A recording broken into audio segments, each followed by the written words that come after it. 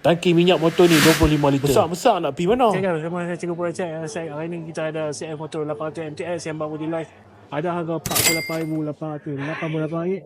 Jom kita tengok. Ini dalam sejarah CF Motor launch motor baru depa dekat Sungai Petani. Dekat kedai baru CF Motor flagship Aman Jaya Sungai Petani. Ini dia CF Motor 800 MTX. Dari pandang pertama motor ni design dia memang menginzalkan. Sama dengan adik dia, motor ni akan main dengan box secara standard. Kira free lah kan. Enjin motor ni 799cc dan datang dengan 2 silinder. Motor ni main dengan meter besar iPad. Siap dengan 3 riding mode. Cruise control pun dapat sekali. Untuk warna pula ada 2 pilihan, iaitu Zephyr Blue dan juga Nebula Black. Motor ni unik sebab ada tangki minyak belah kiri dengan belah kanan motor. Sekali dengan tu dia bagi metal skid plate dekat bahagian bawah. Brake disc pun dia bagi sampai 2. Jenama J1 dengan fungsi ABS 2 channel depan dan belakang. Quick shifter up and down pun dia bagi sekali. Banyak jajan tu. Okey, jom kita belajar sikit bunyi dia.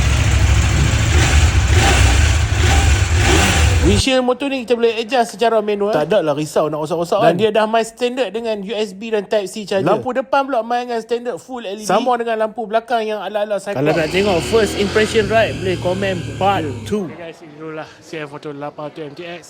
Patut beli ni ke beli yang lain? Komen kat bawah.